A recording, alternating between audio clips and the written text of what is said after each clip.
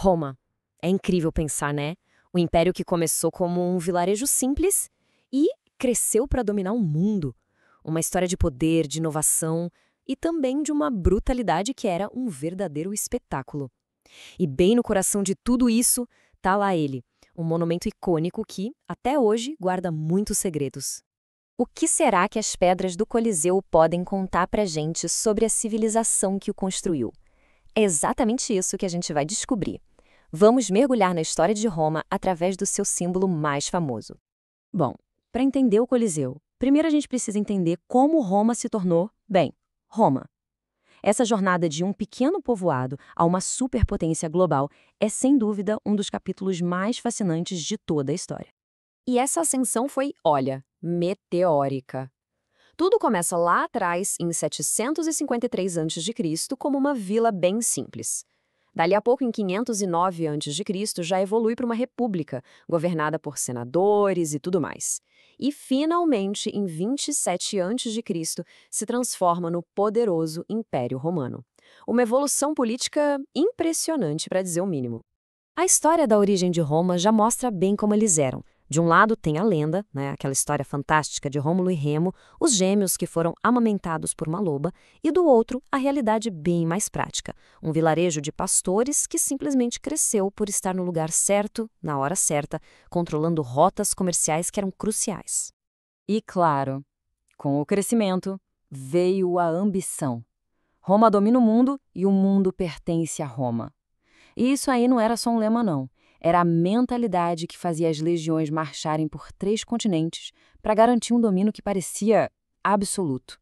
E isso nos leva direto para o auge do Império, um período de uma paz e prosperidade relativas que ficou conhecido como a Pax Romana, a paz romana.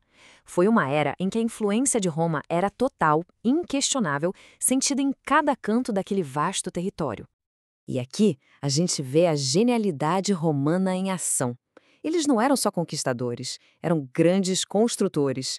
Criaram um sistema de leis que, olha, é a base para muito do que a gente tem hoje. Inventaram concreto para poder erguer suas cidades e construíram aquedutos que levavam água limpa por quilômetros. Então fica a pergunta: como é que um império desse tamanho demonstra todo esse poder? Como se celebra essa grandeza? A resposta dos romanos foi construir algo tão colossal, tão impressionante, que é ecoar através dos séculos: o Coliseu. É aqui que a nossa história fica ainda mais interessante. Vamos, de certa forma, entrar na arena e descobrir o que realmente acontecia por trás daquelas paredes tão majestosas. Pensa só, inaugurado no ano 80 d.C., o Coliseu podia abrigar mais de 50 mil espectadores. 50 mil. É a capacidade de um estádio de futebol moderno, gente, só que construído há quase 2.000 anos. Uma verdadeira maravilha da engenharia, não tem outra palavra. E um dia no Coliseu era um espetáculo brutal e super bem organizado. Começava de manhã com caçadas de animais exóticos trazidos da África, da Ásia. Ao meio-dia, vinha o entretenimento macabro das execuções públicas. E à tarde, o evento principal: os gladiadores lutando por suas vidas. E se isso tudo já não fosse espetacular o suficiente, eles ainda tinham um truque na manga. A arena do Coliseu podia ser completamente inundada para simular batalhas navais épicas, com navios de verdade e guerreiros se enfrentando na água. Imagina só a complexidade disso. Mas por que tanto espetáculo? A resposta é uma estratégia política muito, mas muito esperta. A famosa política do pão e circo. A ideia era dar entretenimento e comida de graça para a população. Com isso, o povo ficava distraído, satisfeito e bem longe de qualquer ideia de revolta. E na arena, as pessoas se sentiam poderosas, tendo o poder de decidir a vida e a morte.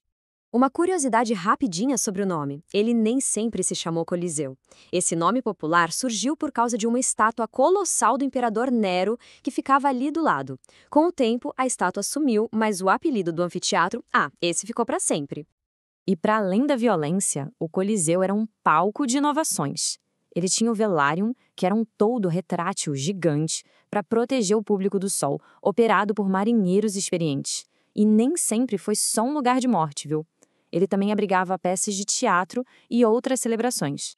Depois que o Império Romano caiu, a história do Coliseu continuou. mas de formas bem inesperadas. Ele já foi fortaleza medieval, um complexo de moradias e, mais tarde, virou basicamente uma pedreira.